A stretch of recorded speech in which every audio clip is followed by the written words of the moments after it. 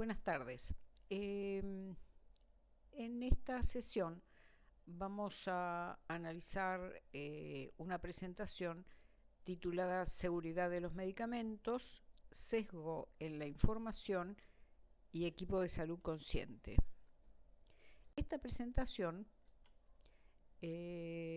apunta a dos de los objetivos que tenemos en el módulo 2 que estamos transitando, que son jerarquizar la importancia de analizar críticamente los estudios en los que se basan las decisiones clínico-terapéuticas, en nuestro caso en cuidados paliativos, y adquirir una perspectiva crítica acerca de la validez de la información sobre los medicamentos para tomar las decisiones.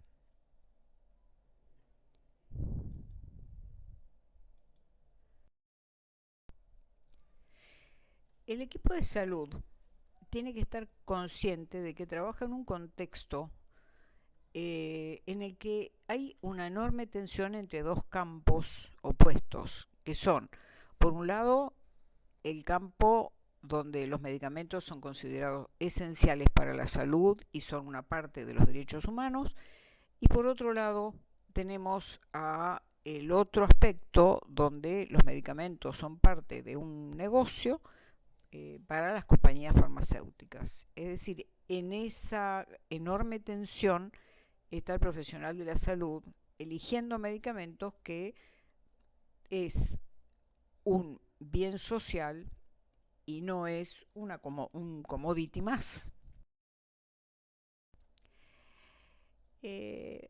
Comenzaremos analizando algunas publicaciones de revistas científicas para analizar el tema de ¿están libres de conflictos de interés?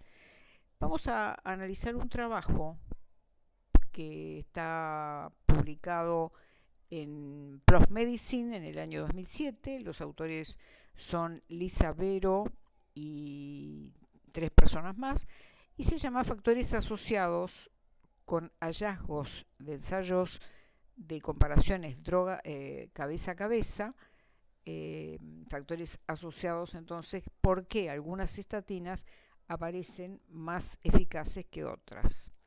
El estudio analiza 192 ensayos clínicos controlados aleatorizados. Cuando decimos aleatorizados significa randomizados. ¿Qué hallazgos muestra el trabajo? Que la mitad de los ensayos clínicos están financiados por la industria, que casi un 40% de los trabajos no revelan quién los financia, casi todos ellos tienen resultados sobre variables subrogadas, que sabemos que significan variables intermedias que no son las más importantes. Por ejemplo, si estamos dando estatinas, casi todas plantean resultados sobre bajar el colesterol o bajar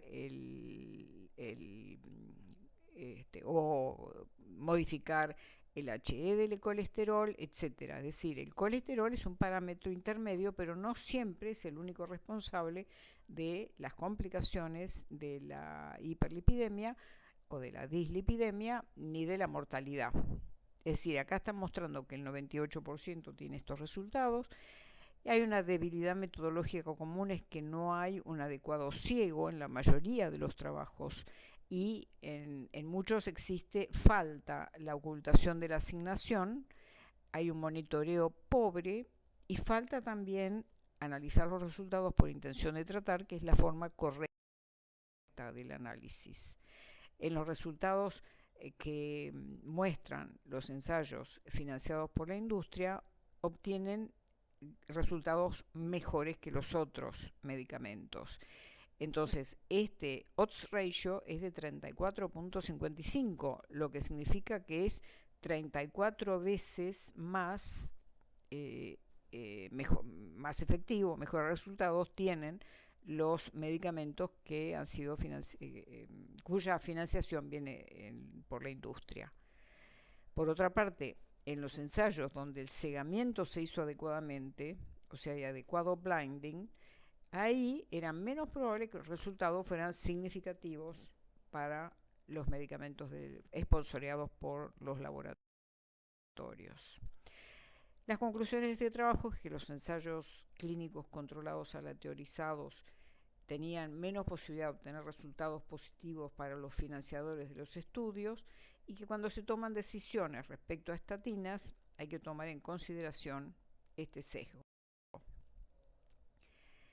Por otro lado, tenemos que analizar en qué contexto se trabaja, en qué contexto el médico está eligiendo medicamentos para usarlos. En un contexto donde en el lado izquierdo de la balanza vemos el alto costo de los nuevos medicamentos, el patrón prescriptivo de los profesionales de la salud, que en general no es el más adecuado porque responden a la presión de la influencia que tienen de las enormes presiones de las compañías farmacéuticas, y esto lo notamos en la variabilidad de los resultados clínicos de los pacientes, que en general se debe a variaciones o de diagnóstico o bien de prescripción.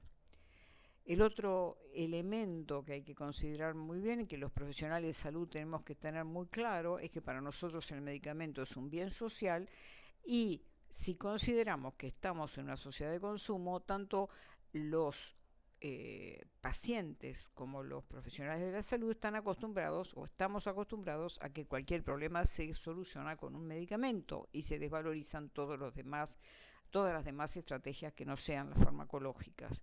Por otro lado, en la parte derecha del gráfico vemos que hay acá lo pongo muy rápidamente, pero podríamos ejemplificar muchísimo el tema del sesgo que hay en la información y en la publicidad de los medicamentos.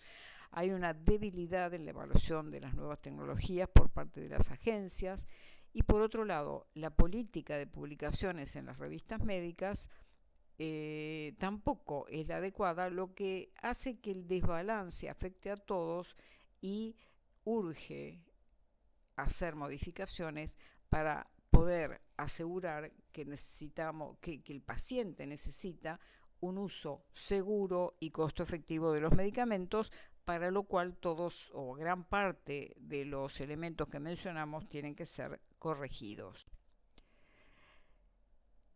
Podemos narrar algunos casos de la historia de los principios activos retirados del mercado por problemas de seguridad, y fíjense que empieza en la década del 60 con la talidomida, que originó defectos congénitos de las extremidades, sigue con muchos medicamentos, no sé si ustedes recuerdan el Astemisol, que era un antihistamínico que producía interacciones a nivel cardíaco.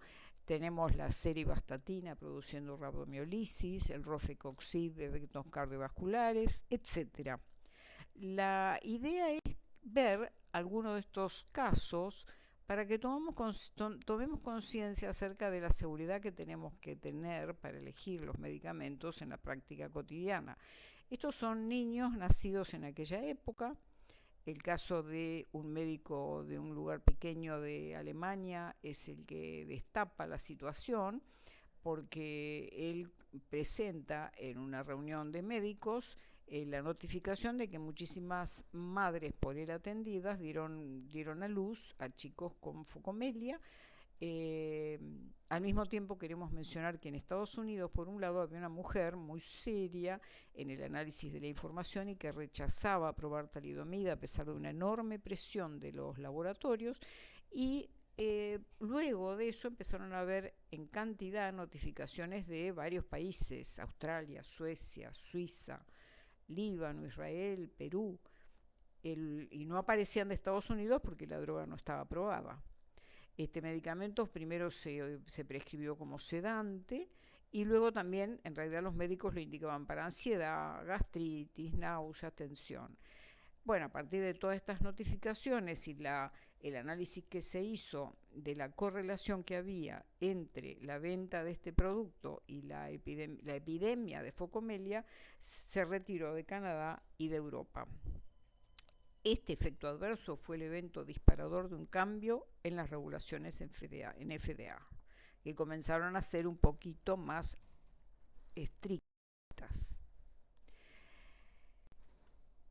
¿Cuál fue el escándalo con el rofecoxib?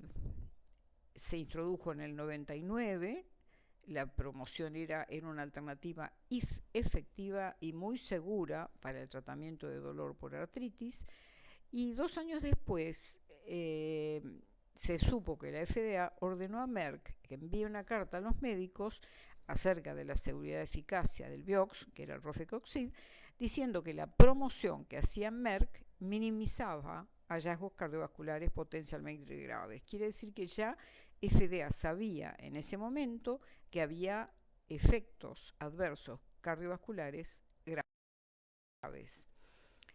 Por otro lado, en el 2001 Merck le informó a FDA que no había riesgo de muerte cuando usaban, porque era otra indicación que había propuesto el laboratorio para Alzheimer, pero el laboratorio internamente sabía que el riesgo de muerte era 3 veces mayor que en placebo. Luego se supo que la información remitida a FDA en julio de ese año usó un análisis por protocolo, que es un análisis que minimiza la aparición de riesgo, en lugar del análisis por intención de tratar, que es lo correcto. Esto lo publicó Psati en el 2008, donde, debido a un juicio, analizó toda la información que existía. Se vio, por ejemplo, acá les muestro cómo los resultados, cuando se analizó por intención de tratar, que era análisis interno que hizo la compañía, identificó en el 2001 una diferencia enorme en el sentido de que la mortalidad era casi 3 veces mayor en los pacientes tratados con Rofecoxib que en los tratados con placebo. El dato de abajo es hazard ratio, que es justamente el riesgo de mortalidad en este caso de 2.99, quiere decir que el uso de este tratamiento aumentaba un 199% el riesgo de muerte a los pacientes con Alzheimer.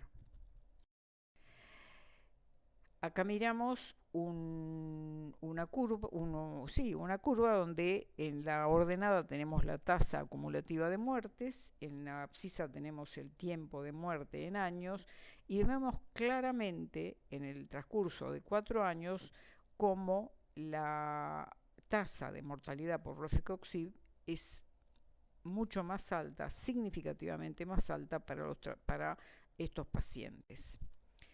Merck, por otro lado, recién en el 2004, en el 2004 se presentó el estudio Harvard que mostró nuevamente un riesgo de Rofecoxib significativamente mayor, 2 a 3 veces más riesgo de infarto agudo de miocardio. En agosto del mismo año, FDA realizó el mismo estudio financiado por Kaiser en 1.400 millones de pacientes. Evaluó también el riesgo cardiovascular y en ambos estudios se mostró un riesgo significativamente mayor, especialmente para los mayores de 65 años. Merck enfrentó entonces reclamos legales de importancia, casi 30.000 personas habían tenido efecto adverso. Merck había tenido influencia, se estudió luego, que había influido en todos los aspectos del trabajo, análisis de datos, monitoreo, notificación de efectos adversos, es decir, todo lo que no tiene que ser. La conclusión sería que la medicina académica, la industria, las revistas médicas y las agencias reguladoras necesitan urgentemente definir principios para poder devolver la confianza en el hecho de que haya colaboración entre la academia y la industria en el desarrollo de medicamentos. Esto es lo que está publicado en ese trabajo llamado ¿Qué hemos aprendido o cuál ha sido el aprendizaje o la lección que obtuvimos del Vioxx, que se publicó en el British Medical Journal en 2007? Se necesitan entonces autoridades de salud orientadas a proteger la salud de la gente. Es decir, que se necesitan que la aprobación de medicamentos se realice con reglas adecuadas, porque así como está, se deja a los pacientes expuestos a riesgo de efectos adversos porque los medicamentos no fueron evaluados correctamente. Esto prendió una luz de alerta, en el sentido de que se empezó a analizar con estas secuencias que las agencias reguladoras se toman mucho tiempo, años, de notificaciones, de alertas de los sistemas de farmacovigilancia para tomar decisiones. Lo mismo pasó con la rosiglitazona, es una historia muy similar, entra en el mercado antes del 2000, se comercializa en Estados Unidos, Argentina, y empiezan a aparecer rápidamente notificaciones de edema, disnea, taquicardia, y en Canadá comienzan a reportar efectos adversos graves, 20 cardiovasculares. Esto está publicado en el Lancet en 2001. Es decir, recuerden que la rosiglitazona es un hipoglucemiante oral que fue puesto en el mercado con una enorme promoción de que tenía un mecanismo de acción diferente y que disminuía la resistencia periférica de los diabéticos. Ahora, se dan cuenta que es un medicamento destinado al diabético, que es una enfermedad que por su enfermedad tiene una enorme tendencia a tener problemas cardiovasculares, y le estamos dando un medicamento que ya desde el comienzo tiene notificaciones de efectos adversos cardiovasculares. En el 2001 comienzan a aparecer alertas en boletines independientes, es decir, los boletines del grupo ISDB, que son casi los únicos que empiezan a poner a luz estas complicaciones. Siguen apareciendo trabajos a pesar de eso donde se prueba el medicamento incluso para pacientes con tolerancia a la glucosa disminuida, es decir, no eran diabéticos, eran pacientes con tolerancia a la glucosa disminuida, y se le estaba probando el medicamento en el 2003 para ampliar el mercado. En el 2007 se publica el metaanálisis de Nissen, que genera una enorme polémica, una polémica incluso en el Parlamento de Estados Unidos, porque muestra en una revisión sistemática bastante importante que hay un 43% de riesgo aumentado de infarto de miocardio. Hay también reportes de aumento de incidencia de fracturas, etc. Recién en el 2010 las agencias reguladoras toman alguna decisión, es decir, una respuesta muy tardía, y se suspende en Europa y la restricción, y FDA pone restricciones. Pero si seguimos un poquito en el tiempo, no los quiero amargar, pero hay unas vueltas atrás de ambas agencias. La multa que le hicieron a Glaxo es una de las más grandes de la historia, 3 billones de dólares en el 2012, por una serie de problemas. Por un lado, la rosiglitazona, porque lo acusan de tener defectos en la publicidad sobre eficacia y seguridad, y también por otros medicamentos.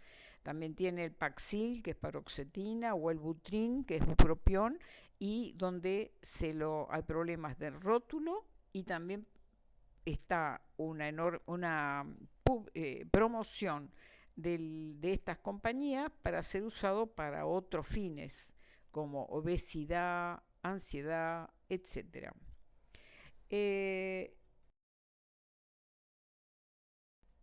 Tenemos también numerosos otros datos de enormes cantidades de dinero que tuvieron que pagar los laboratorios por efectos adversos graves, lo que significa que necesitamos agencias reguladoras entonces que sean más estrictas en su proceso de evaluación. ¿Qué otro factor tenemos que considerar? Es el tema de las publicaciones. Las revistas científicas sabemos que necesitan dinero para vivir, en general no viven solamente de las suscripciones, y sabemos entonces que las compañías farmacéuticas tienen muchas formas de influir sobre ellas, ya sea directamente a través de sponsorear los estudios clínicos, como también el de pagar apoyo a algunos investigadores, apoyar a los peer review, de manera que por un lado está esto, por otro lado las revistas entonces no están libres de conflictos de interés. Muchas veces las compañías farmacéuticas contratan investigadores jóvenes y les pagan para que escriban trabajos que ellos hicieron, es lo que se conoce como escritores fantasma. Es decir, tenemos que estar alertas a toda esta situación con las que nos encontramos.